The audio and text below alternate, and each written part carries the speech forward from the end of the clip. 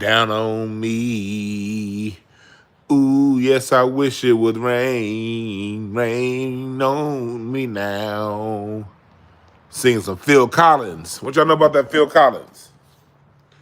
Ooh, yes, I wish it would rain down.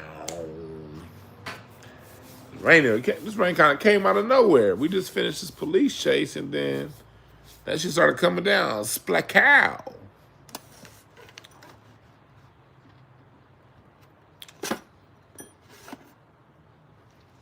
I want to sit outside and talk to y'all, but this rain is split clack, clack, clack, clack, plowing right now. What's up, JG? What's up, Sonya T? Is that the Sonya T that used to be in here a lot that I ain't seen in a minute? Is that the same Sonya T? Holla at me. Let me know if that's you. Or you could have still been here. I be kind of neglecting my chat sometimes. What's up, Chatty? What's up, Ben Frank? What's up, Willie Mays? He representing Detroit. Sonya T. Yeah, that is you. Where the hell you been? He said Maduro and Diddy both in jail without their oil. Well, I'm gonna say like the old niggas without their all.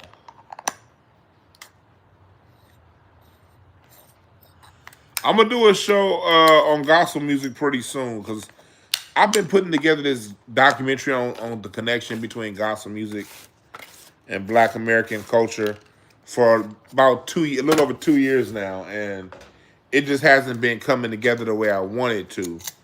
So, it gotta be right. It gotta be right. Gotta be right. So that's why I haven't been talking about gospel as much because I want y'all to see the doc, but it'll come together. Should do a show on weed. You know, I'm gonna be honest with y'all.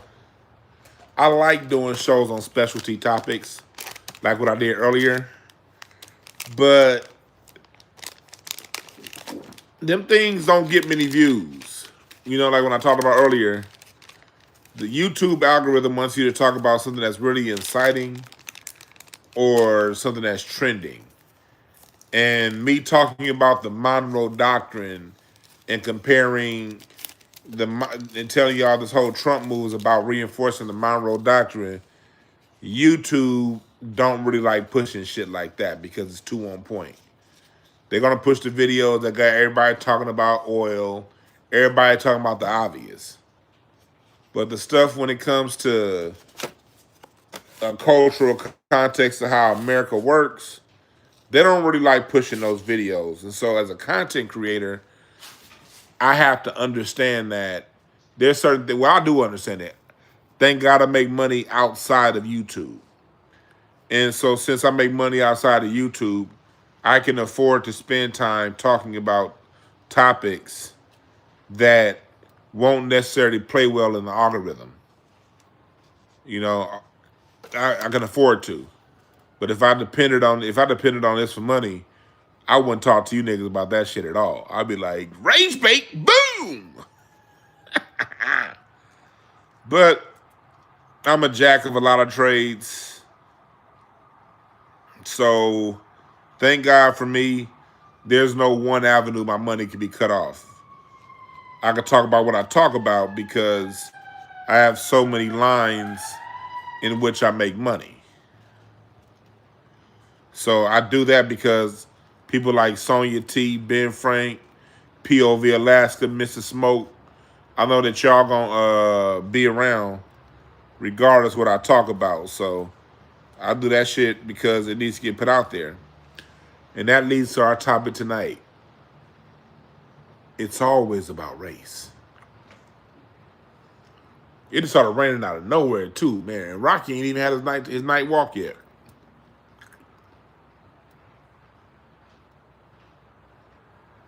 I done put my cushions back on my patio furniture, thinking the rain was done.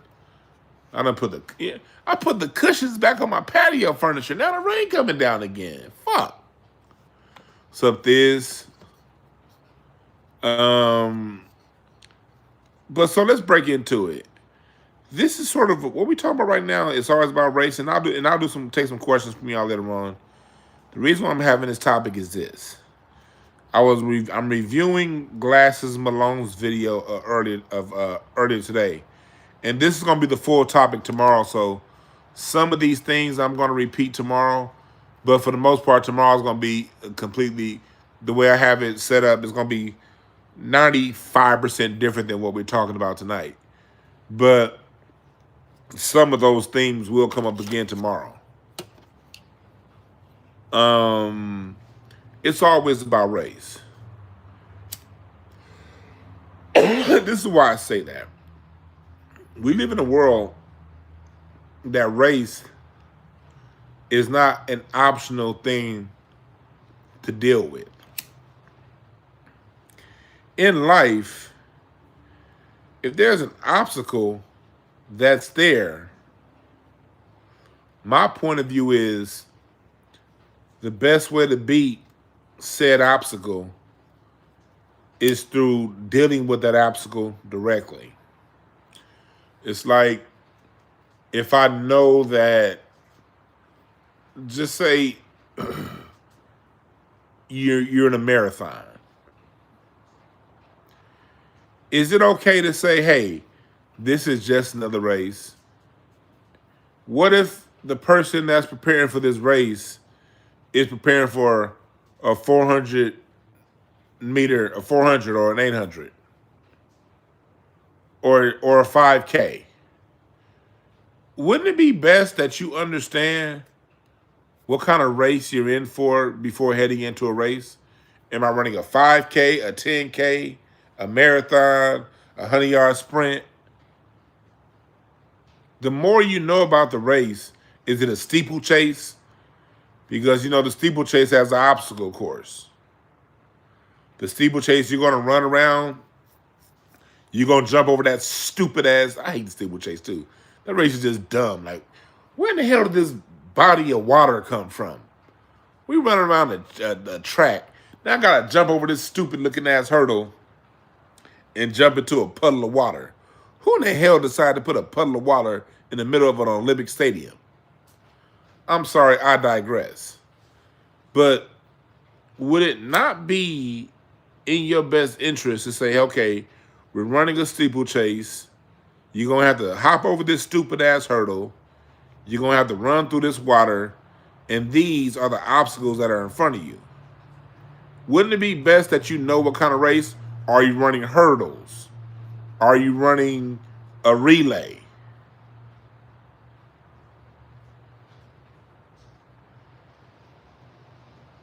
Here, Reggie, we don't know that. Fuck the steeplechase.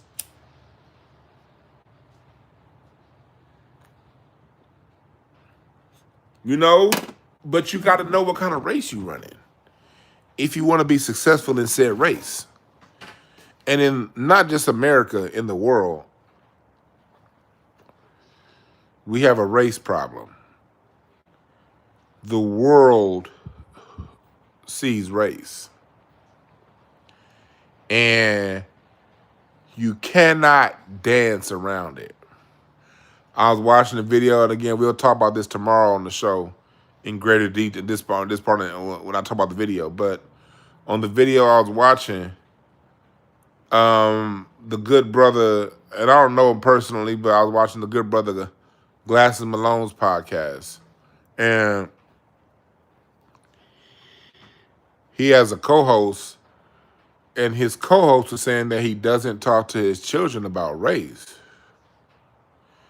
And then Glasses even brought up, he was like, hey, in relationship to Aiden Ross, it's not about race. But the whole time, you're talking about race. The only reason why the whole Aiden Ross issue is a problem is because of how that white man talked to a black woman. You can't go there and then say, but it's not about race. Black people.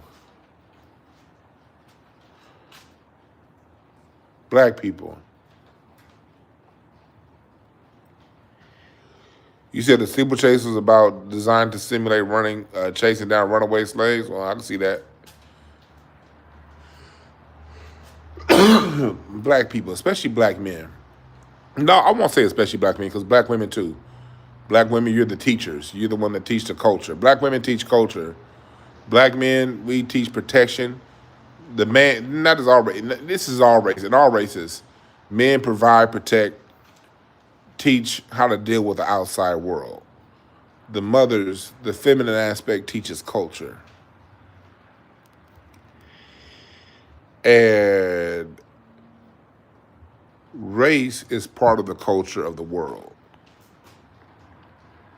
It's in India, with the color caste system in India. It's anywhere the British, the Spanish, the French colonized, which is basically the planet. Race is the social construct that gets that societies move on. As black people, we cannot afford to say it's not about race. Because we're the biggest victims. We are the primary victims of racism. Everyone's a victim of racism, including people classified as white. Because people classified as white, they get fucked over too by the real white people over the lie of race. Racism gets everyday people, normal people who classify themselves as white, it gives them the false illusion of power. It gives them the false illusion of conclusion.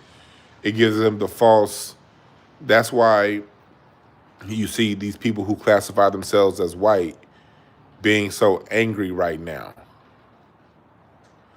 at what's happening in the government. Because these people were told their whole lives that their white skin gives them the access to the front door. And that's why people like Elon Musk can run scams on these people. Elon Musk can run scams on these people and say, okay, here, we're going to keep legal racism. I mean, not racism. We're going to keep legal immigration. Well, legal immigration just means H-1B visa programs to take jobs from white people. And the reason why I say take jobs from white people, because those tech jobs, those racist-ass techies, going back to Hewlett-Packard in the 1940s when they built up Silicon Valley was built up off racism, creating jobs that black people couldn't get in large numbers, I should say, not getting large numbers. They don't educate us in our elementary schools and middle schools and high schools for those jobs. And when we qualified for those jobs, they did everything they could to keep us out of it. So the tech field was a bastion of whiteness from its inception through the 90s. That was the white boys' playing field. And then in the late 90s into the 2000s, they started importing a lot of people from India and Asia into America. Not be, in part because some of those guys were smart, but that's not the main reason why they imported those people. Dana Dorsey, I appreciate the Cash App. They started importing these people from India and these across the world to undercut the price of wages. The same way they started importing Mexicans and Russians to undercut the price of wages for what was considered black jobs in the 60s and the 70s. And primarily in the 70s and 80s, they started importing people or allowing people from Latin America to come in to undercut black jobs. Because of racism that made the white Americans turn the other cheek and say and act like they didn't see what was going on. That made them turn the other cheek and act like they didn't see what was going on. You know? Y'all see my new car? Got this last week, or about last month. Say hi, Honda. Say hi, Honda. Got that like last month. But they played white America with this thing called race. because it made them feel as if they were superior. It made them feel as if their skin color meant something, and it made them people feel like that they were, how can I say this? Non-transferable, meaning that they were all good. And now that you see the H-1B visa program and all these people beginning imported in from Asia to take those white jobs, jobs that they thought were white jobs, you really starting to see that how racism affected the white American or the classified white American. That nigga said put some 28-inch rims on it. Scotty, you a fool.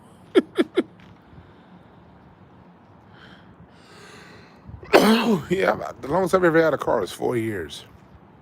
I usually go get a new car every usually 2 to 3 years. If I go 4 years my last car I had for 4 years.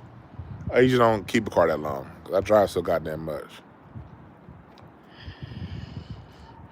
I'll get rid of this one in about 2 or 3, maybe sooner. But I appreciate that. Well, and I didn't show y'all my other car, and the other car just got paid off. But you said you had your truck for 9 years. Shit, I don't know if I can go that long. 4 years max. But anyway, back to what I was talking about. Race was a construct that the wealthy handful of elites constructed to maintain a social order. Okay?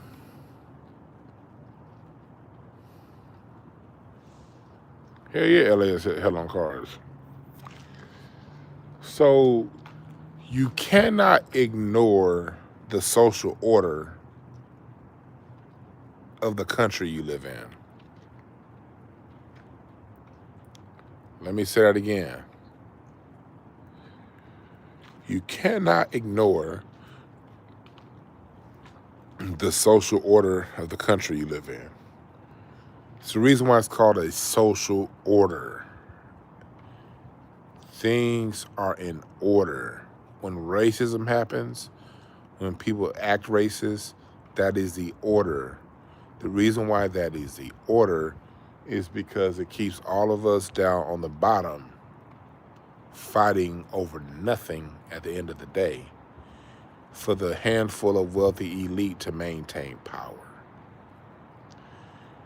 And what we have to understand is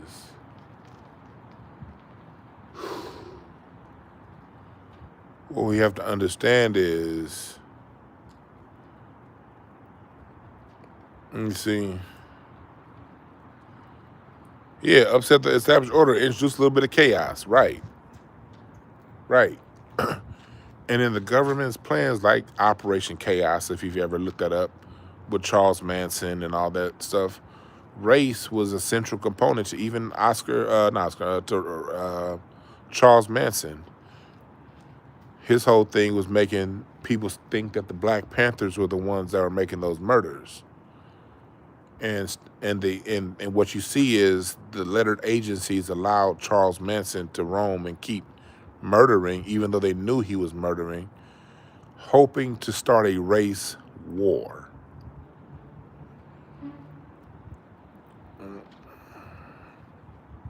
What's up, Miriam? Solo. I got some people, I got some mods, I got some folks coming up in here that I ain't seen in a minute. What's up, y'all? I got a few of my mods coming back I ain't seen in a minute. Hey, I got a few. We about to have a party up in this motherfucker. I swear I was about to go through all my mods and everybody I ain't seen in a while. No more mod. But it's all good. That's right, Reginald. Chaos chapter 5. In the book chapter 5 is race is the primary ingredient that stirs the pot. Race is the stirrer. When you have a pot Race is the wooden spoon that stirs it. So, he said, watch out for them skunks. So, that's something that we got to know. And it's something that we got to teach to the youngest as soon as possible. Because it doesn't make sense. But if you explain it to them in the proper way as they live life, it'll make sense why it's happened like that. What's up, Brandy Kane? So this is the whole in the good fight, and I say the good fight that Glasses Malone is putting on right now. This is a good fight that he's putting on. But him saying that he doesn't want to make it about race, brother man, we're gonna go into detail this with this tomorrow here on this live. You can't come out and you see the way Aiden Ross is attacking Doechii, say I'm gonna protect this black woman, but then say it's not, I don't want to make it about race. It's already, you don't have to make it about race. It already is.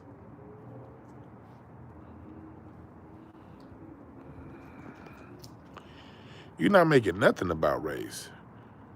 Yeah, Aiden Ross made it about race when he came with the racist tropes about you being a baby daddy and taking care of your kids, and he made it about race. And the part that black people always miss is black people are always, like, I'm tired of this. Not all of us, not the people in this room, but too many of us give out these convenient excuses for these people, man.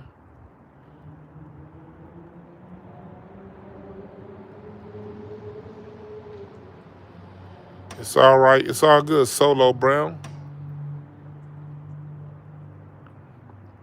It's all good. But now I know not to demod you. You good.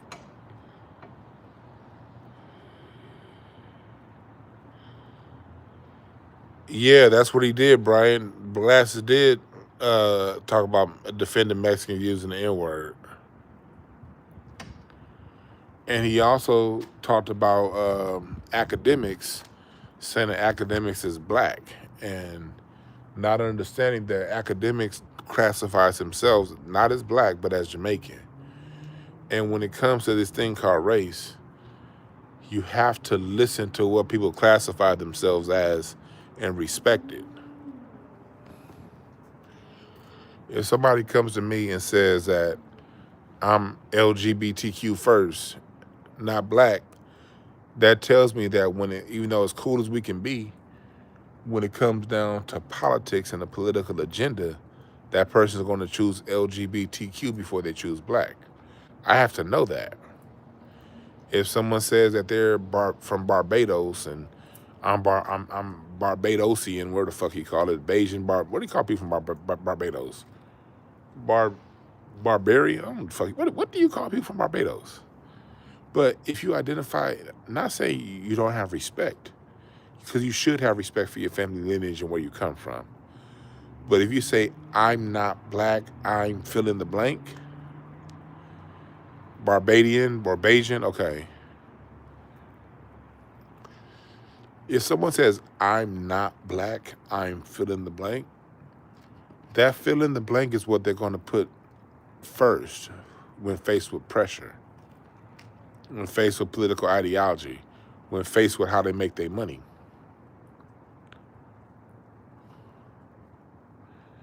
And this is the one thing that Brother Glasses, he speaks on the culture, and he speaks on the culture so well. But like what he said on his last show, he identifies as a Crip first before he identifies as a black man.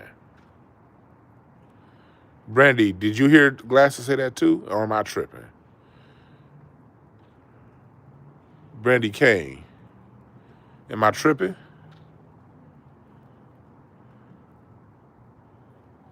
Yeah, Glasses said that he's a Crip first, and I noticed that. When I saw his last video, he said, number one, I'm a Crip.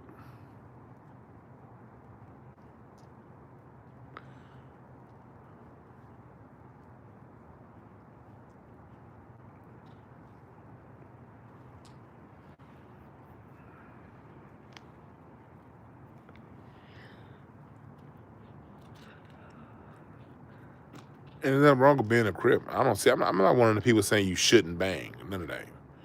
I don't have a problem with pimps, hoes, Crips, Bloods, drug dealers. All of this shit's everybody's necessary in the circle of life.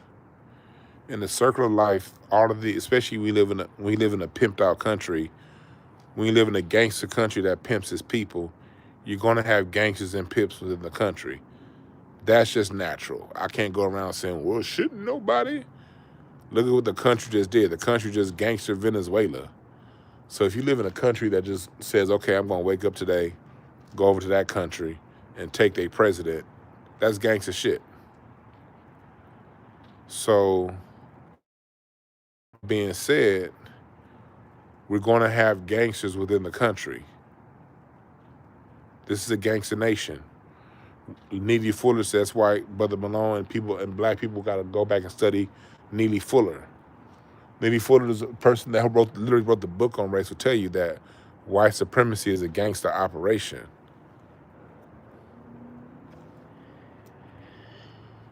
But when you identify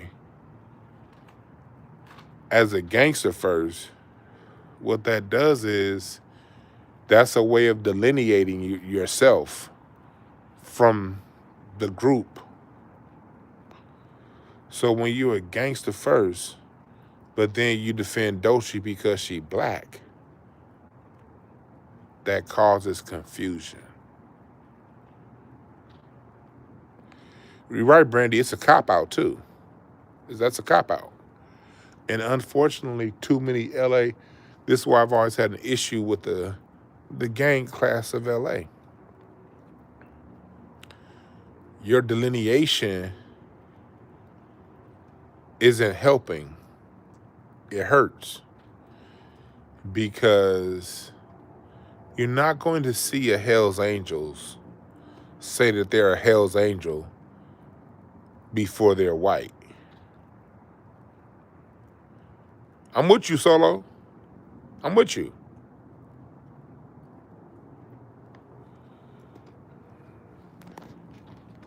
Hit the like button because Sonya T back up in here. It's a good day with Sonya T up in the chat.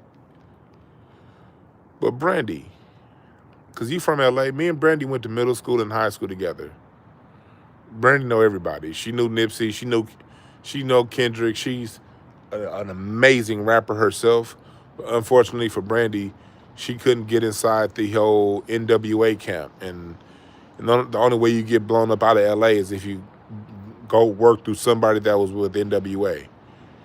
And for those rappers who don't get in the NWA clique, they get pushed to the side here as far as LA politics. But Brandy, I put her up there with anybody, and she got a message in her raps too. Always been a dope ass MC and very observant with what's going on in the streets. Very active with what's going on in the streets with our reparations. But if the gangsters see themselves as Crip before they see themselves, or Blood before they see themselves as black, question, what use are they to black America? Just a question we got to ask. And really, it's not a question for us to ask. It's a question for the people who identify themselves as gangster to ask themselves. Because every group has gangsters. But gangsters generally, some mogul maze, gangsters attach themselves to the group. Let's go back to the Hells Angels. The Hells Angels are the gangster class, the street gangster class of white supremacy. They're the street enforcers of white supremacy. But the Hells Angels are very, very, very, very clear on race. They're very clear. The Hells Angels are white first. That's why the Mexicans went ahead and made the Mongols. Because the Hells Angels said, yeah, you cool, but you Mexican. You can't be part of us.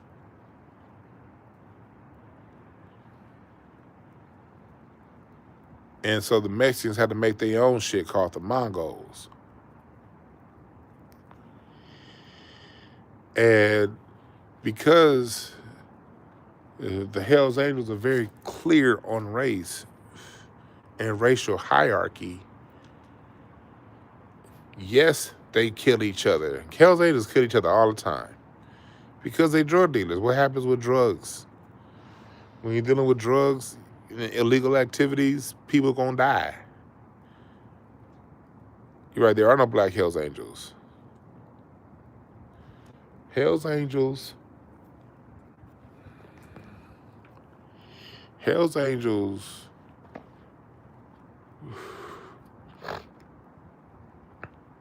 are extremely clear when it comes to race.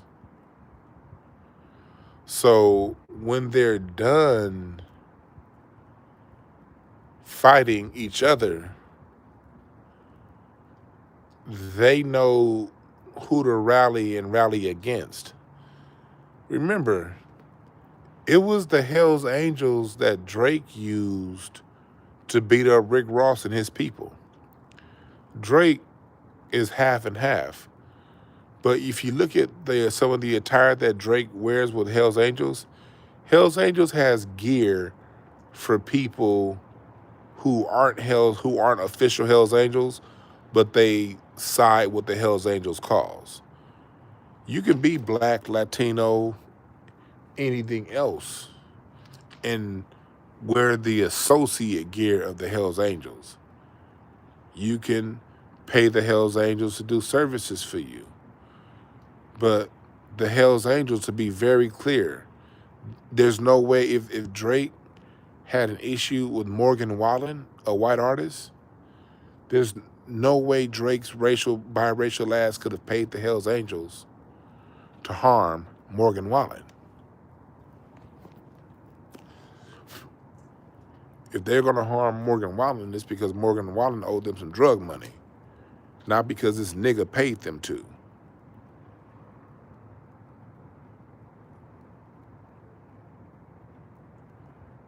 Yeah, Italian mobs, very clear on lineage. Are you tied to Sicily? And there are things your black ass can't come in and do and cause confusion. A black person cannot disrupt the internal politics of the Italian gangs. A black person cannot confuse the internal politics of even Latino gangs. A black person cannot disrupt any other race's internal politics. We cannot disrupt the internal politics of the Yakuza. Yet, at the same time, other races can come and disrupt black internal politics all the time. Look at what's going on. AD and Jason Martin fell out.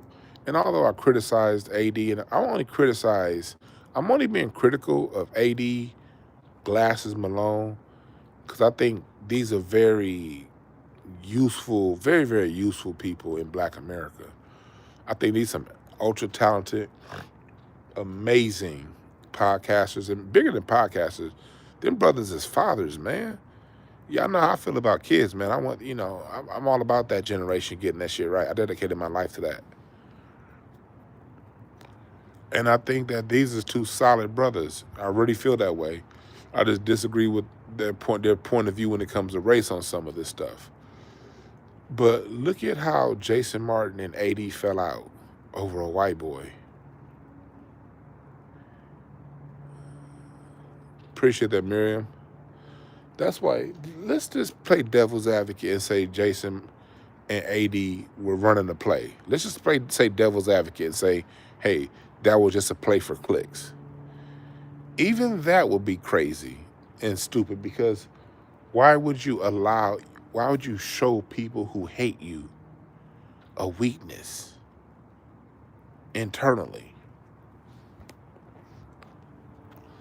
There's no way in hell a white gamer should come between two brothers who've known each other for that long. No way. We should automatically know whatever we got going on, that nigga's not on our team. So I'm not about to fall out with you, because I know he the enemy. Me and you ain't got to agree right now. We ain't got to get along. But it ain't going to be over this motherfucker. This should be simple. And if we were a type culture that talked about race and taught race, that exchange would have never happened.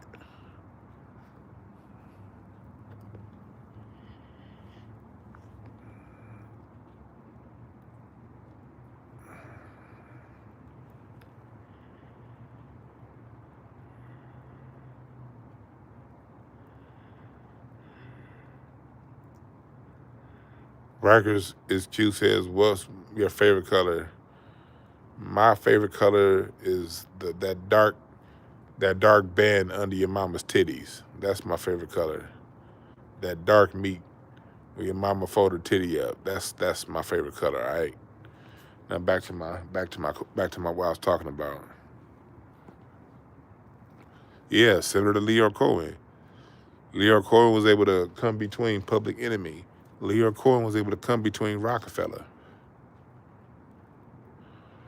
It's always about race. It's always about race. That's why like, you never notice black people, the same. I don't know if Brandy is still in here, but the main people who say black folks can't never sit together, if y'all notice, a lot of that comes from the gangster class. Listen to Boosie talk. This ain't just LA gay, it's nationwide. Listen to Boosie. It's usually, listen to people, a lot of people who spent long times in jail. Those oftentimes are the primary ones saying that we can't stick together.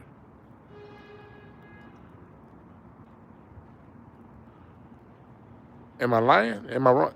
Chat room, let me check it. Chat room, if I'm wrong, if my observations are different than what you say, let me know. But it's usually the street dudes from Philadelphia to LA be the primary ones saying we can't get together. Black folks can't sit together. No, that's not true. We can. The issue is we don't understand that no group is necessarily together. Whites kill whites, Latinos kill Latinos, Asians kill Asians. Here's the difference. And this is something that the white supremacists started to understand when Charlemagne the Conqueror set out on them crusades in the 10th century and got together under Christendom. The Christians versus the Muslims. The Christians were white. The Muslims were basically anybody that wasn't white. They were the Muslims. That's why they always call President Obama a Muslim. Muslim goes back further than black. Muslim, Moor, all of that was pseudonyms for dark complected people. Muslim, Moor, all that stuff. Europe never stopped fighting each other. But Europe and the Caucasoid learned to stop fighting long enough to fight everyone else that's not white. That's where they come together. They come together around a centralized hate. That's why hate is taught. Aiden Ross was taught how to be that way. This is taught. This is passed down. People aren't born hateful. They learn to be hateful. Their code is centralized around hate. And when they see it's what excuse me if I butchered this. This is off the top of my head. I haven't read Black Labor, White Wealth in a long time, but Dr. Claude Anderson talks about it. He calls it like I don't know if it's the six block rule, or it's a rule about, chat room, I'm butchering this shit. But basically the gist of what Dr. Claude Anderson is saying is, if I look down to the other block and I can see you different, I don't like you. From blocks away, a Latino can look white. From blocks away, you can see differences amongst whiteness. You can't see differences amongst whiteness. From blocks away, you can't see the difference between a Spaniard and a Frank. Or, you can't, or an Anglo from blocks away. But you can see a dark person, a black person is different. Once you get closer within white supremacist society, they can tell, oh yeah, you're Irish. Oh, you're Italian, you're Greek. But from blocks away, you can't tell. That's the levels of hate and how hate works. That's how the hate works.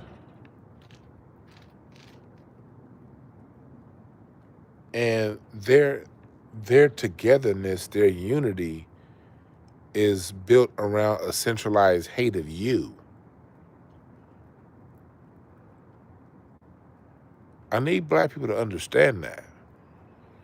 It's not that those people just get along.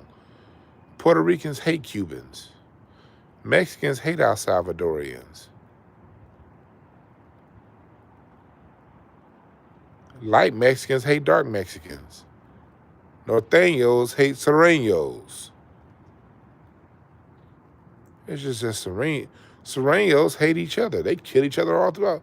They killing each other more than the black gangs.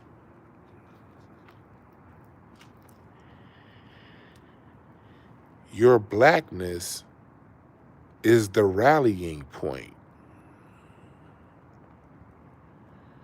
I need my gangster class to understand this, because let me tell you something. We always gonna have, see, the gangster, and I ain't talking about the little punks that's just doing it for the gram, for the clout. There are real life gangsters out there. I'm speaking to y'all. Black society needs y'all. Every society has a military. I'm not one to say, hey, you need people who gonna step beyond the law. You gonna need some people who ain't afraid to go to jail. We need them people.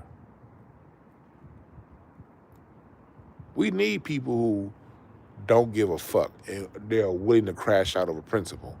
Because in my work, in what I do, and what I've done my whole life, most of my life, is look at people and work with people where they are. I used to be judgmental, like, well, people got to be that way. No, people that way because they're that way.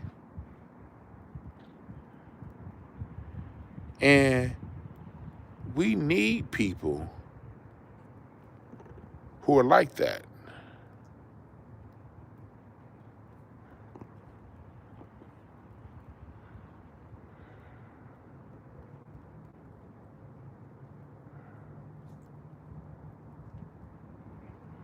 There we go. So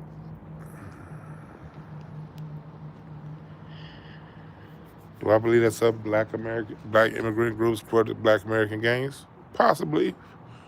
When you could draw a connection between the murder rate as black American gangs got infiltrated, got mixed in with, because of Slauson. My dad always said when he was on the streets in the 60s and the 70s, only one person carried a gun. He said the most they beat somebody with back in the day was chains, but they didn't shoot. That in LA you can coincide the murder rate with when the Belizeans got here, but I don't want to even get into that. I want to kind of still, but I'm glad you brought that point up, Mark. But I want to stay kind of to what we're talking about. But I appreciate you bringing up that point, because the larger problem we got to understand is white supremacy that decimated beliefs to the point to where they had to come here. But every group needs its gangster class. Go and read the book Chaos. Groups like the Mafia and the Hells Angels, if you read the book Chaos, you'll see that it's already been proven on record that the alphabet agencies use these gangs to cause strife within communities, and not just within the black community. They use those gangs to cause strife on all levels. The United States needs the military. Every country needs. The reason why the United States was able to go and do what it did to Venezuela is because Venezuela's military ain't on point. Because Venezuela, like the rest of the Americas, agreed to not really militarize themselves. They agreed to have the United States be their military for them and protect them from European powers. But what did that do? It opened South America and Central America up to this country having carte blanche, going up into their nation and doing what the fuck they want to do. That's what happens when you don't have a proper gangster class. When the Mexican gangster class is so busy on the drug trade and not a standing army for its country to defend itself from having to worry about a country like the United States or Venezuela or Colombia or Honduras or any nation you think about, when the gangster class is focused on fighting each other and not protecting the king and the queen, everybody gets fucked, including the gangsters. So I'm here to say we need the gangster class. We need the crash out niggas. I ain't here to throw them away. I'm here to say that class, and it can't come from me because I'm a square, a certified square. I don't carry no flag, so this message can't. Like, you guys are amen being here because you guys ain't active participants in this shit. But at this point, you got to come from somebody like a Glasses that street niggas respect. That gangsterism, that whatever you identify yourself as, you got to tie back into your race. Not because you're making it about race, but because it was made about race before you were born.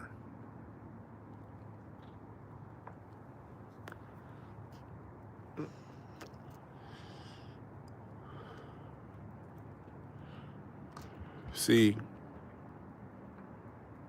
the reason why you were raised in the hood was because of your race. How can you say I'm not going to talk to my kids about race when race is the reason why you was raised in Compton and Watts? And the reason why Compton and Watts were bad neighborhoods was because of race. Compton and Watts they weren't ghettos when my dad grew up. My dad be telling me stories all the time how back in the 60s, in his elementary and middle school years, he and his brother and sister would walk from Slauson and Broadway to Uncle Bingo's house in Compton, off of Landra in Atlantic. They would walk there all through 65, 66, 67, 68. When I talk about that all the time, and like, it wasn't like that. That shit came with the reason why Watts became a ghetto is because the Watts riots. Why did the Watts riots happen? Was because of race. Another white cop shot a black person, killed a black person. And the white cops are constantly harassing black people all throughout Watts, all throughout South Central because of the color of their skin. We had to create gangs because of race. We had to create the businessmen. We had to create the Slausons. Appreciate the super chat, Mogul Maze. Our gangs were literally created to defend us from racial aggression. I need all my niggas in. Same in Chicago. Your early days of your Chicago, those were to defend against race, not to shoot other niggas. Race is why those gangs came together. As a military, as a defense mechanism, because the police wouldn't do it for us. And the unity was so strong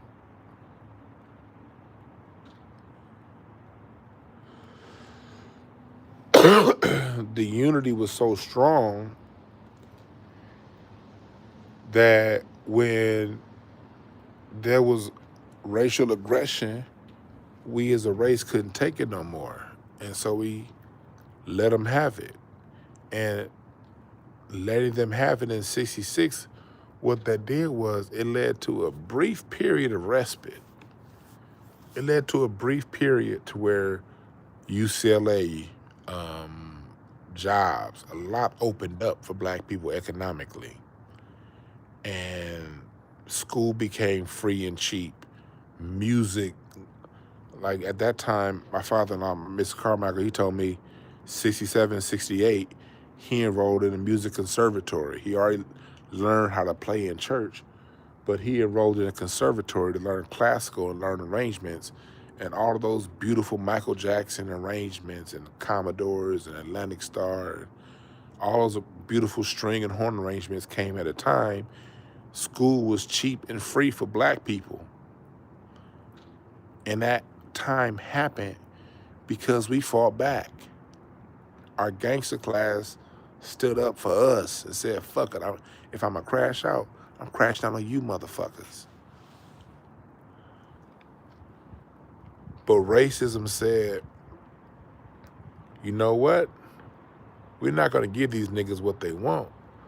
We're gonna pull the economics from Watts and not rebuild it and let these buildings stay like this.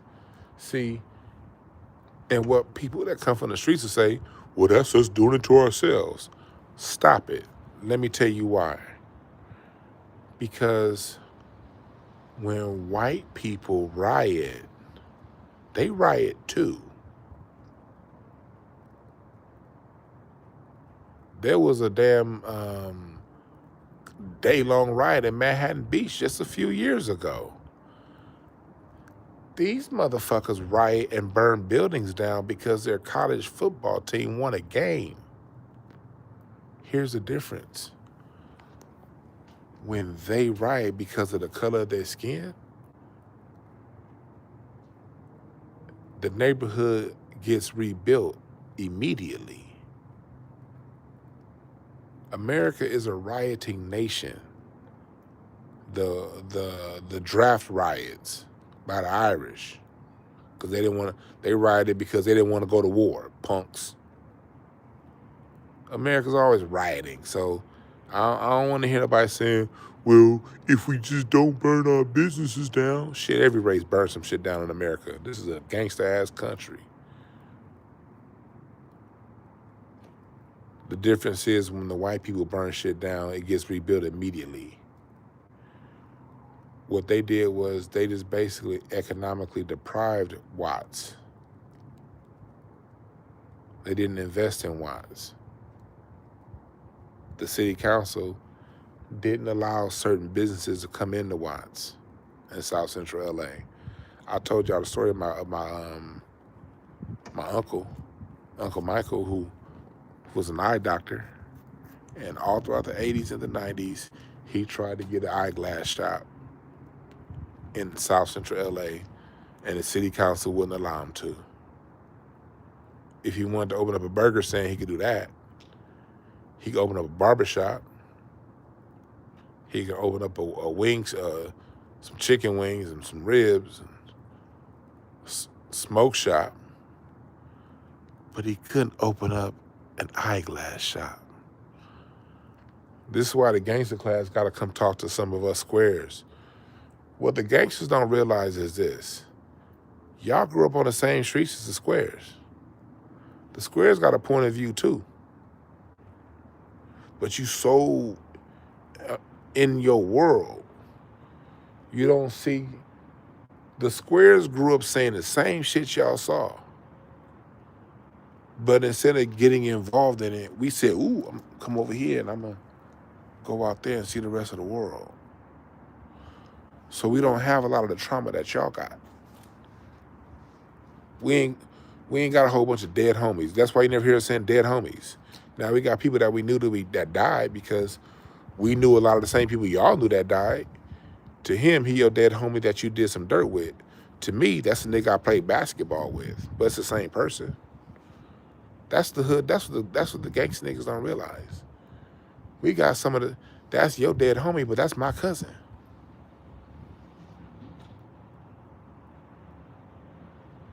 And my cousin D-Ray was in that documentary Bastards to the Party when they were talking about the greatest documentary ever. But he was just a kid. He didn't speak. He was a kid. And like, it was a scene where he was on his bike. That nigga grew up and ended up being one of the coldest from what I heard. And his own homie took him out. My cousin, I'm not going to say where he was from, but my cousin was an enforcer. I found out after he died that he had a lot. I was like, damn, he did that? Shit. I see why I didn't kick it with that nigga. We stopped hanging around each other in the 8th grade. He went that way and I went this way, but I still love him. Love him. But I found out that he got murdered because he had a hot hand in a dice game, and his own homie ended up killing him and leaving his car in another hood. So that means his homie from his set linked up with somebody from a different hood and took him out.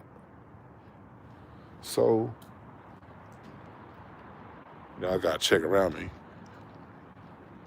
So to you, that's your dead homie. To me, that's my cousin that I love.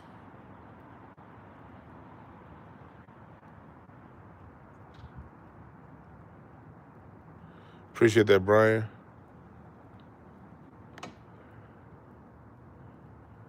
And Brian, I've been meaning to inbox me on I was gonna send you something through Patreon, Brian. Inbox me, all right? I'm talking right now, so I ain't gonna forget. Inbox me on Patreon. I was gonna send you something.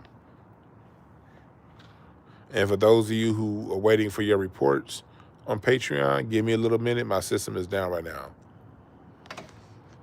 But going back to what we were talking about, the hood nigga and the square nigga. The hood nigga and the square nigga grew up on the same block.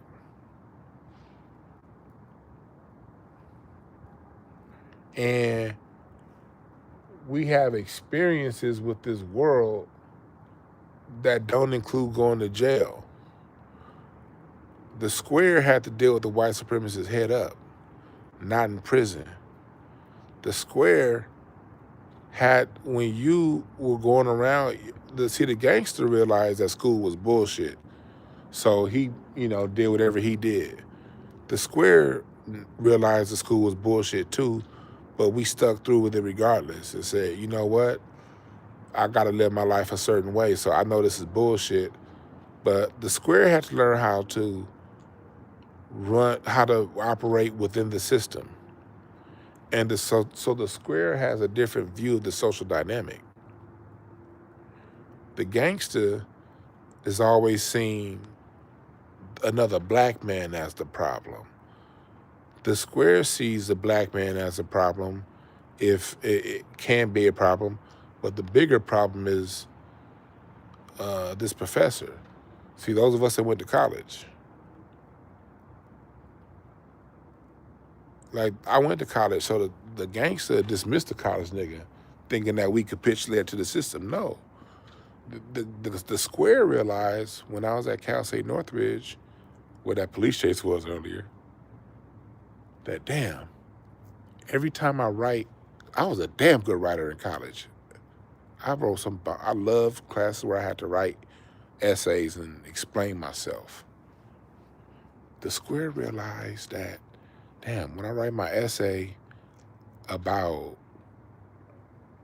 Chips Ahoy and all the great wonders of the world, I get an A. If I write about, when Harry met Sally, when I write about general American topics, I get an A. But when I write about the racial dynamic, I get a D or a C minus. And you get so many C minuses, and you're like, damn, why is it? It wasn't until my senior year in college that I put two and two together. I just look back, do some old tests. Anytime I didn't talk about anything dealing with race, I got an A. Anytime I talked about anything with race, I got a C or less.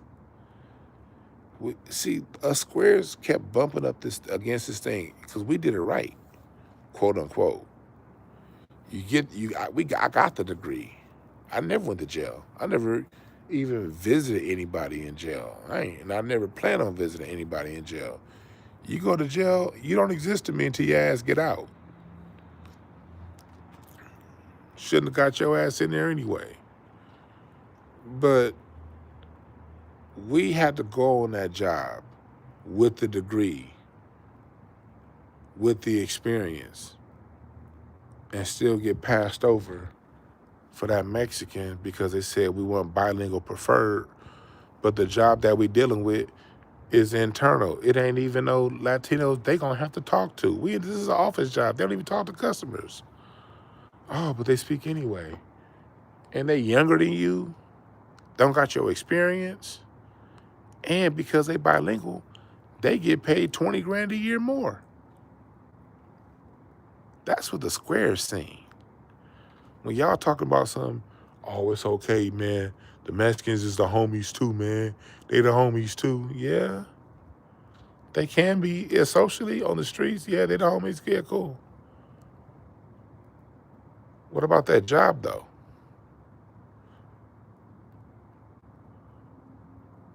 That's what the square is saying. That's why there's this disconnect here. If y'all notice, it's all the gangster podcasts that's saying, "No, man, yeah, they trip in prison. They trip in jail because that's just the politics of prison. But on the streets, man, we all cool, man." Notice that the hood niggas are always on the streets, on the streets, on the streets. Nigga, I'm a grown ass man. I ain't 25. You 50. The fuck you doing on the streets? How you gonna build a retirement fund on the streets?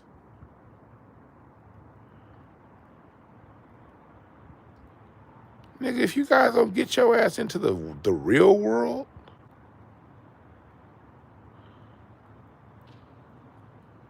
the streets don't dictate politics. Politics dictates the streets.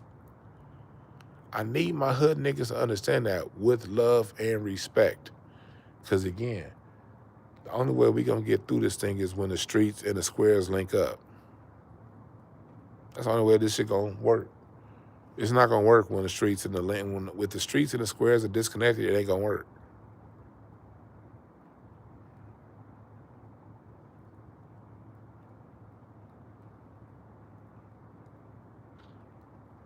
Yeah, Nuri Martinez. Politics dictates the streets, not the other way around. We literally had Nuri Martinez, Kevin De Leon, Get up in that city council meeting, and that other third one, I forgot his name. Get up in that city council meeting and said, oh, that's for the blacks. That's for the blacks. And you over here saying, no, they the homies. That's not what Nuri Martinez.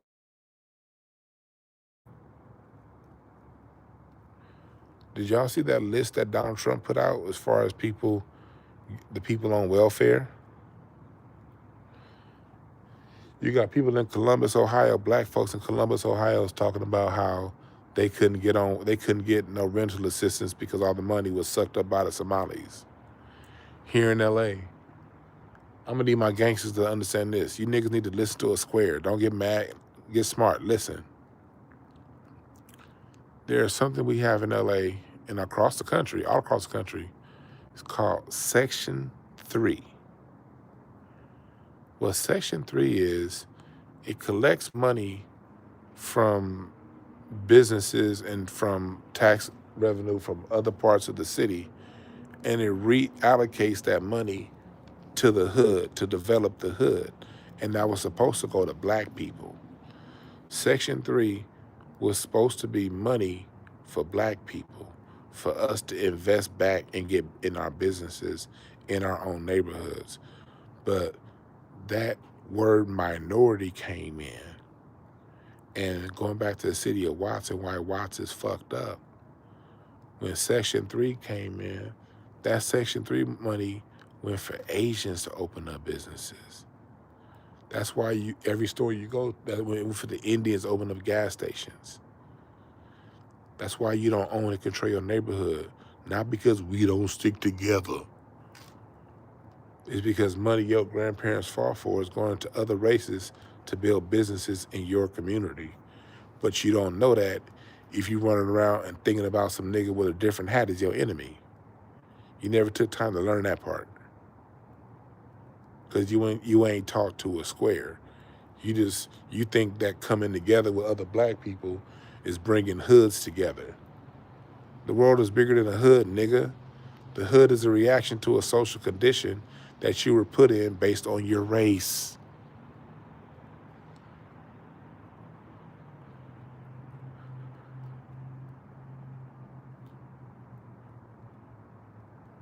White people have ghetto.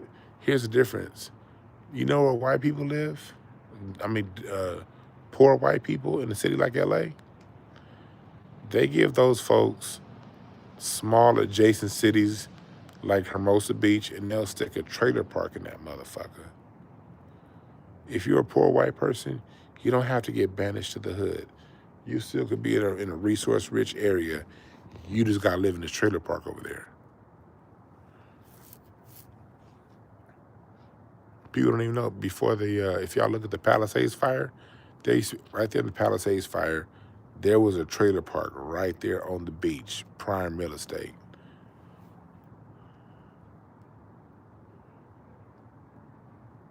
Because of race, they're not forced into a hood, into a ghetto. They just get to move to a trailer park, still inside a good neighborhood. That neighborhood still got good schools. The grocery stores are still fresh. Oh, I've been to Stanton before, Brian Barnes. I've been to Stanton. It used to be a white hood. That shit getting gentrified by like goddamn Filipinos now. But Stanton, 15 years ago, shit. You don't know some of the dirtiest ass white folks you ever want to see in your life. But they weren't relegated to the hood. Why? Because of race.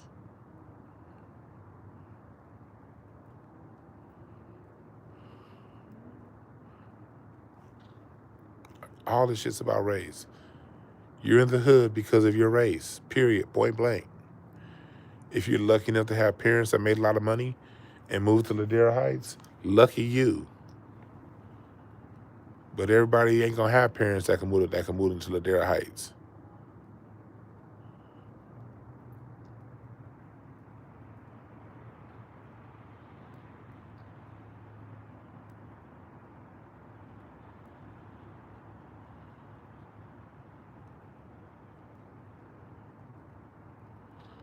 All this shit's design, right? Disco Carol, it's all by design. But I got people trying to tell me you're using this racial moment with Aiden Ross and Doechii.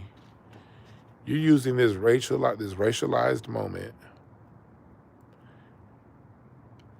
that's clearly black and white, but trying to explain that you're not going to talk about race. The gangsters and the squares need to hook up. We really do.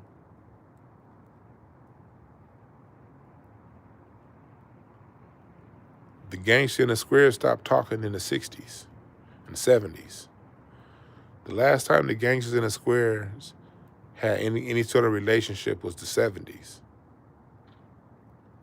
60s and 70s. But white folks didn't come into black neighborhoods. White folks was also scared of black people in the 60s and the 70s too. They didn't say shit to us. You didn't have Karens in the 70s. Y'all notice that? Talk to your parents.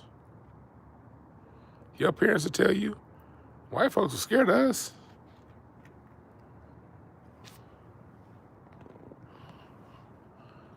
That's because the gangsters and the squares lived in community. In the 80s, when that crack came and everything got disrupted in the 80s, the gangsters went over there, the squares went over here. Yeah, Malcolm and Bumpy Johnson, right. Martin and Amzie Moore. Told you, Martin Luther King, John Henry Clark talks about it. Martin Luther King had gangsters in every city.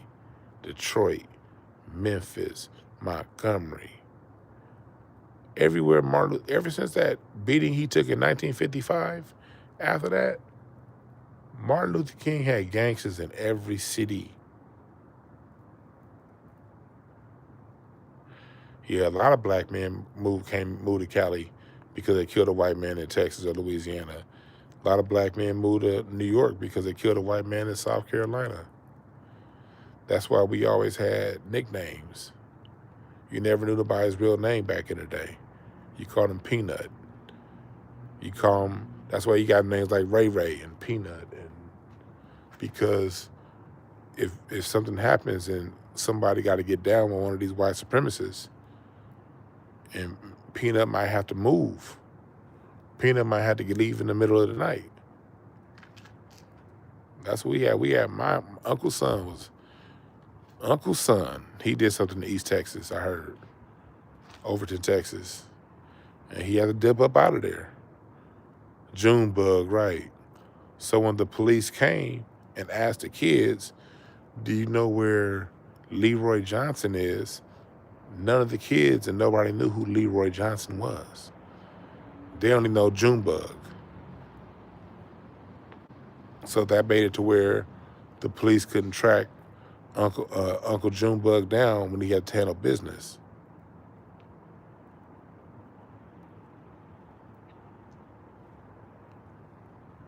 And I'm not gonna put it all on the gangster.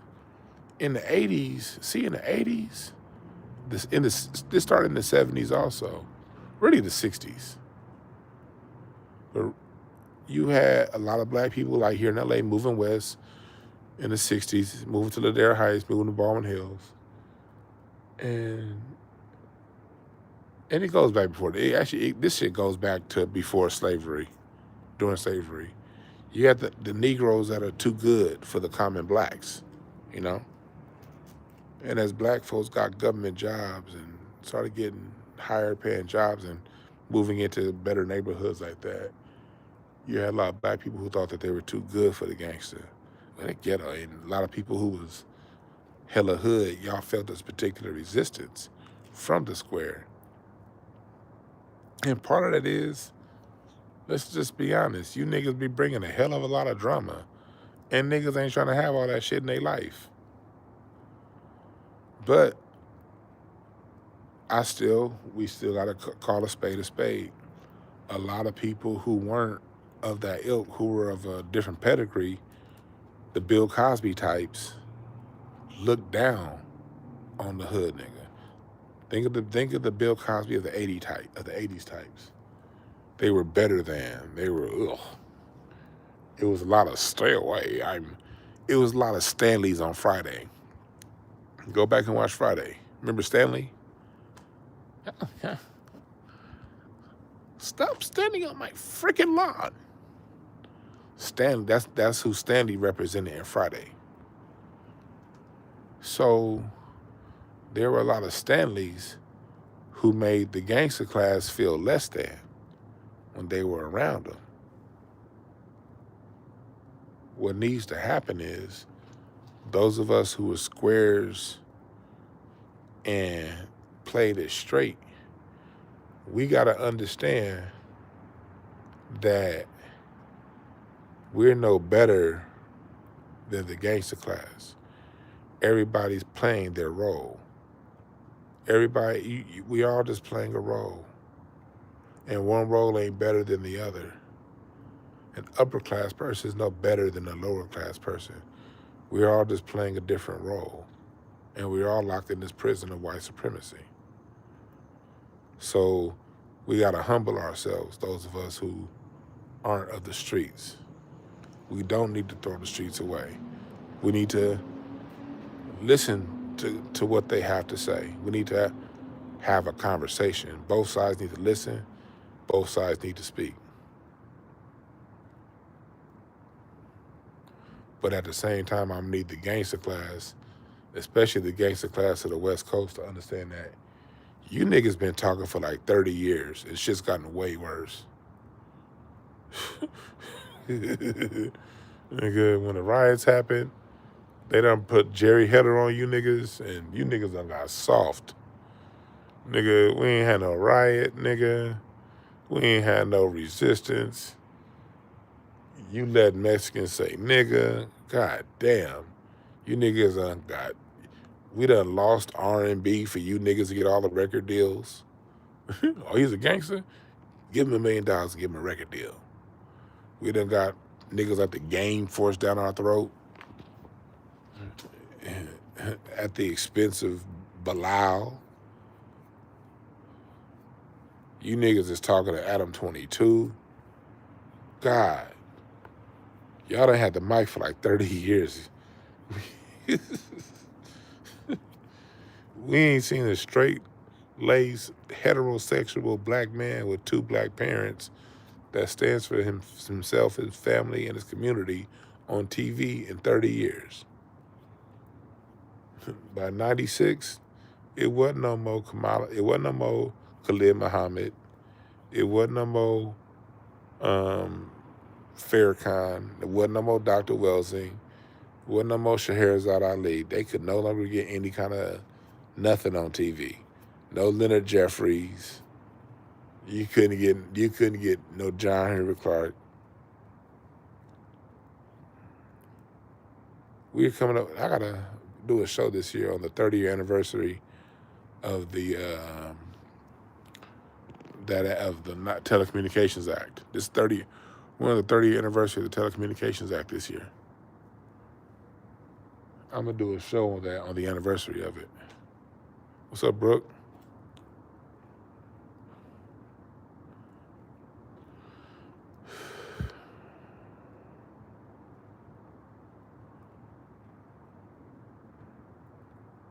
So it's just like, we don't have no more Arsenio's.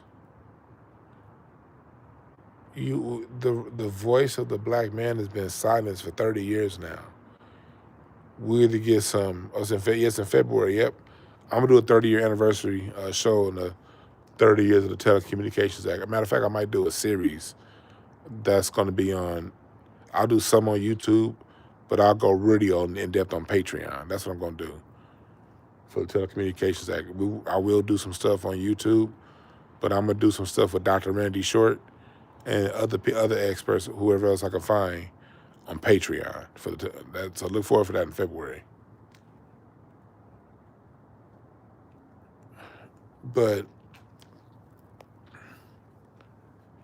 the only people we've had speaking for us the last 30 years are people like proclivitous, vociferous Michael Eric Dyson, who saying a whole bunch of 17-syllable words but ain't saying shit. We've had castrated Democrats. The only black people who've been able to speak for us is basically castrated Democrats. Roland Martin. And not just men, black women too. No more, they gave Queen Latifah a lot of movies and salute to Dana Owens. She's a legend. But that took her out of singing, making raps like Unity. You know what I mean? They took the mic away from Scheherazade Ali and they gave it to a whole bunch of Oprah. No more Dr. Welsings, but plenty of, feminist bullshit. And on the male side, you ain't seen no real men talk.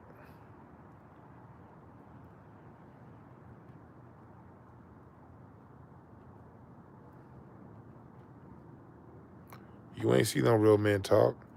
It's either been castrated Democrat cornball ass coons or gangsters.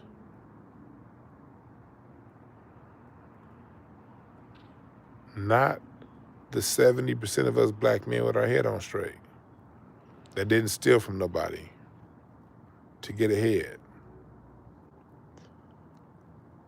I know it sounds good to be like, yeah, I live outside the law, and some people had to steal to get ahead. But guess what? That don't make you no better than people who chose not to, because there have been plenty of times my money wasn't right. I got a wife that's dependent on my income. I got responsibilities. Been plenty of times I didn't have no money in my fucking account. That don't mean I sold drugs to my people or stole from somebody to make it happen. Please. How many times I've been fucking broke as hell, and said, fuck it. I'm gonna do a t-shirt sale on my website, and that will pay my motherfucking car note for the week. I've been in some situations, and I'm talking about the last couple of years, where I took a huge gamble, and that shit did not work out for me at all. It fucked me up. I never came around to complain to nobody. I got screwed over, and I got stolen from. That don't mean I stole from somebody else. I'm not even gonna bring up that story because y'all know what I'm talking about, but some of y'all would. But there was money I thought that was coming my way during some critical times in my life. Like, I need that.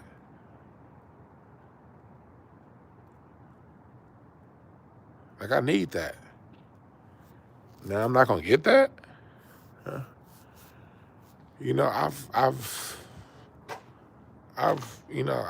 Man, shit. Or you take a risk, you put out a certain amount of money, and it's people that you trust they gonna do their part. They don't do their part, and all your money gone.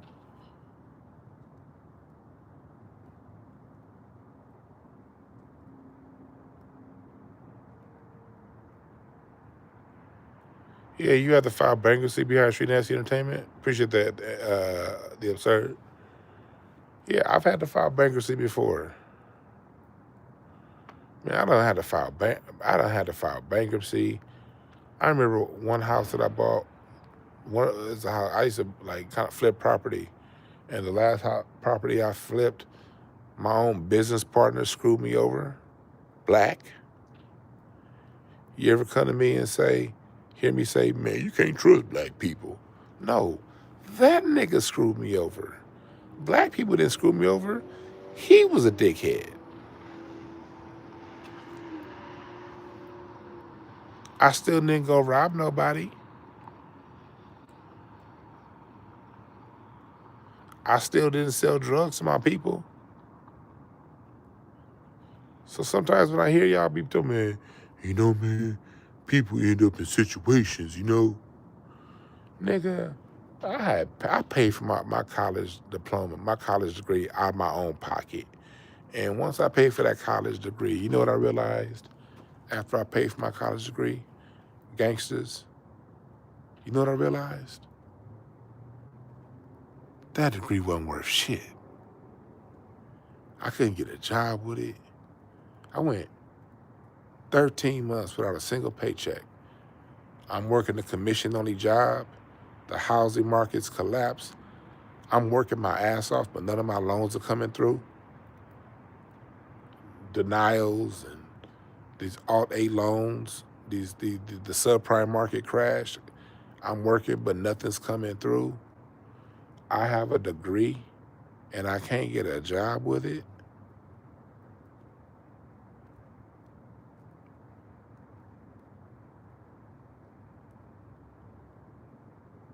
That was me in 08, Disco Carol.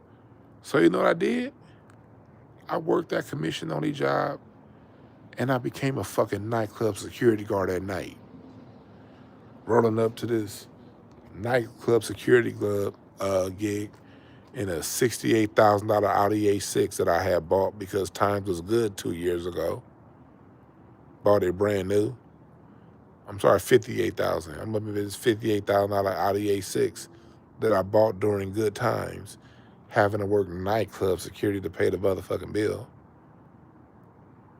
So I just started working 18 hours a day. I didn't sell no fucking drugs to my people. Man, times get hard. Nigga, I know. I'm black. Work harder. And I'm over here with a $58,000 Audi A6 and a college degree and having to pick up drunk motherfuckers and push them out at the end of the in the middle of the night for throwing up on the dance floor and having to dodge bullets when you hood niggas want to come down and fight after the club is over with. God damn, I'm over here working nightclub security, and I'm seeing the hustlers and shit coming in, spending $10,000 tonight at Club Element, Club Basque, Ledoux. If you was on the LA party scene, you know what I'm talking about. Garden of Eden, Guys and Dolls, Greystone. I'm seeing you niggas spend 10, 15 grand on bottles, looking at me like I'm less than, because I'm the security guard. Nigga, we done all been there.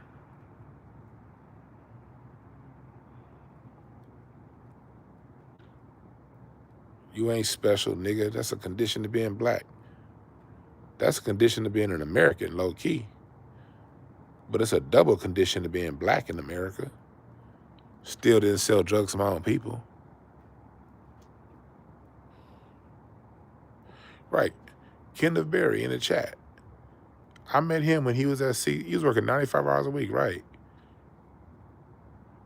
And Kenneth Berry, when we met, I was driving Uber. I had a day job working with kids and working mental health. I had a fucking college degree and a day job that wasn't paying shit. So what did I do? I told stand-up comedy at night for money, and the nights I couldn't get any stand-up comedy gigs, I drove Uber. And that's how I met my mom right here, Kenneth Berry, in the chat. I picked him, Kenneth Berry. It was supposed to be I'll never forget, it was supposed to be my last Uber drive of the day. It's like 4 o'clock. I wanted to, because I usually didn't like driving Uber during rush hour, but I was low-key on the clock at work. So I was like, I was near my crib. I'm at near El Camino College. I'm like, okay, I'll do this one last drive. And Kenneth Berry, my mod that y'all see in there, I go to pick this brother up, and he was going to up to Cal State Northridge. Y'all, I had to go from El Camino to CSUN in rush hour, 4 o'clock. I'm like, fuck. I was about to say no and cancel the ride, but I was like, something in me said, okay, take the ride. And that's how I met Kenneth Berry. I'm going back to my alma mater, and Kenneth was telling me how he's working all those jobs and how he wants to become a writer. He had a podcast. And now when I look on Facebook and I look on Twitter, Kenneth Berry, this nigga covering all the bowl games. He works at the NFL. He's a writer. He works at the NFL Network. He's covering bowl games all throughout the country. And I'm watching this dude tell me what he was going to do. Kenneth, how long was that? What, 2017, 18? Me and Kenneth had that conversation while I was driving Uber on that hour-and-a-half long drive to CSUN. And I now, every time I see him post a picture, I be happy to the motherfucker. Because that nigga told me he was going to do that on an Uber drive.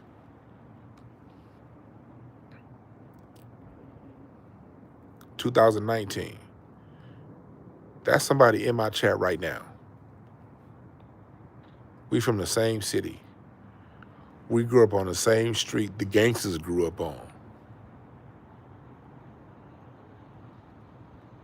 We knew it'd take a little bit longer,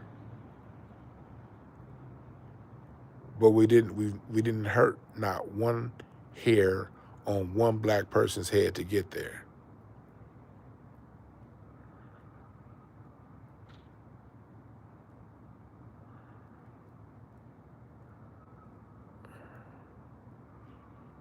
That'd be the thing about, see, me being from LA, the reason why I've gotten through, because here in LA you got to be who you are. You can't be fake. If you want to wear certain color, certain baseball caps, and yeah, niggas is gonna test you. But if you're a certified square and stay in the squares lane, you're gonna be all right. And I've been all right. And people know me here, so I can't. It would be impossible for me to get on this channel and fake to y'all. It would be impossible. I don't have the luxury of hiding behind a camera and calling myself the person that everyone needs to listen to. You can tell people anything hiding behind the camera. And no disrespect, because certain people, like, I know, one of my favorite channels hides behind the camera, Thought Crimes. I love that channel. It's my favorite channel. Like, they ain't had a video up in a while either. Thought Crimes, where y'all at? So one of my favorite channels is behind the camera. So I'm not here to diss everybody behind the camera. I'm not. But I am saying I'm a realized person. And the people in here are real. Hell, when I'm done talking, hey, Reggie, if you still up, hey, let's smoke, nigga. I just gotta walk Rocky real quick. Let me know if you up in about 20 minutes, dog. But that's that whole, like, even Reginald, he'll tell you, like, you grow up in LA, man. The gangsters in the squares grow up on the same blocks.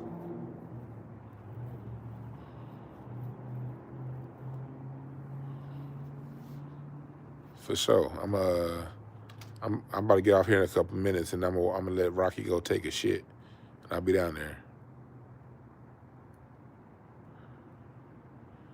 Yeah, man, it's a lot of us brothers that are doing the right way, and we don't get talked about. And the main people that do all the talking are the people saying, man, I had to do some things. Well, I didn't.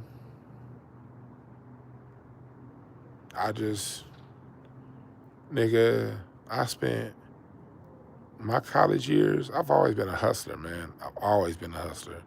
Going back to when I was 19. Theatrics, I appreciate that. You brush pretty for all the Cali love you share with your subscribers.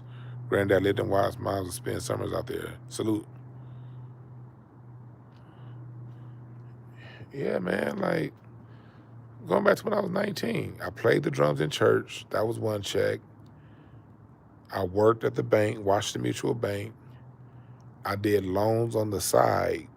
So whatever, the bank only did A-paper loans. So the people had a 680 FICO score or below. I had a side mortgage business that I did. And I was a full-time college student. When I was in college, I had 3 certified hustles: music, a job, and a side thing. 3 bona fide hustles while I was in college. None of them involve selling drugs to my people. Yeah, Brandy. Me and Brandy went to middle school and high school together. Like when Thought Crimes shouts out Brandy, I'd be like, yep, Brandy, yep, she did that. I saw her there.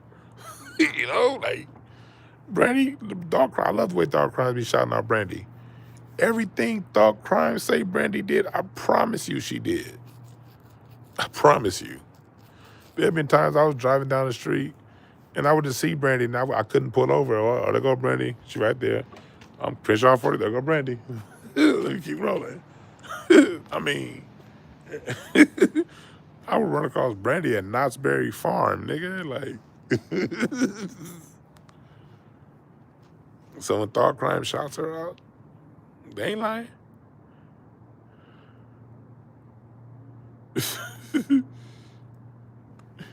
Like, damn, I see Brandy everywhere. Like, I'm not going to go more than half a year just without randomly seeing Brandy somewhere here in LA. And that's been for over 25 years now. That's since high school. But no, I've always hustled. Like when I was working when the mortgage market crashed, I worked at a subprime mortgage company and I worked at 2 mortgage companies. Started managing apartment buildings, still played the drums, and then picked up stand-up comedy.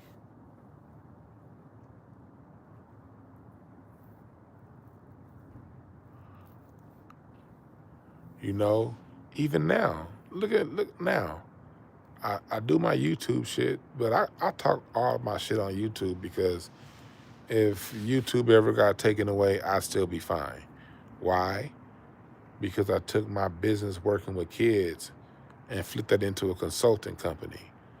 Got a consulting company, I now have 8 apartment buildings that I manage. I mean, I do my YouTube shit. I got all kinds. Go to DwannB.com. I got my Cardology clients. I stay hustling, man.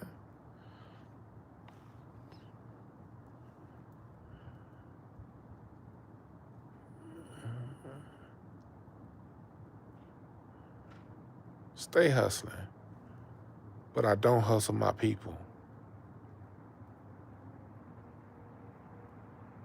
And that's where we got to get a common conversation going on between the streets and the squares. Because we all got a story. But when it comes to this racial dynamic,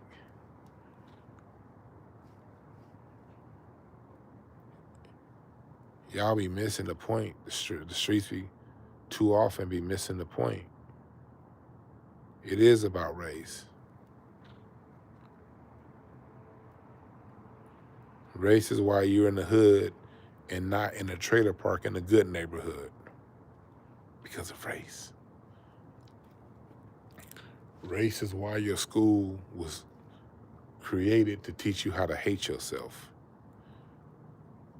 You were left out of your history books in school to encourage you to hate yourself. They realized you was going to jail by the 2nd grade, homie. And the school system did everything it could from then on.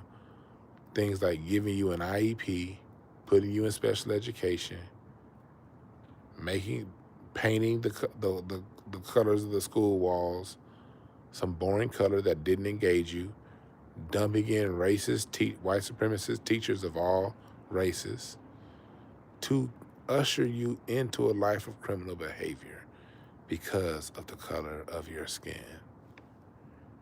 If you were white, you would have been put in programs to teach you how to work the prison jobs. If you're black, you get put in prison. It all comes down to race. And the streets got to understand that.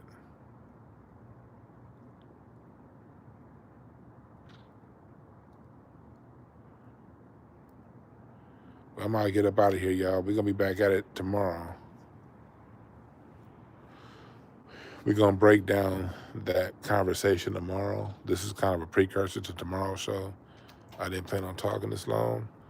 I got to go walk my dog to take a shit, and then I'm going to smoke one.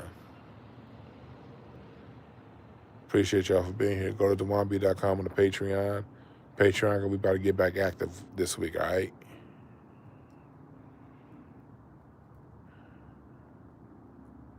This nigga said Locke High School was a gladiator school. Lessons in ignorance.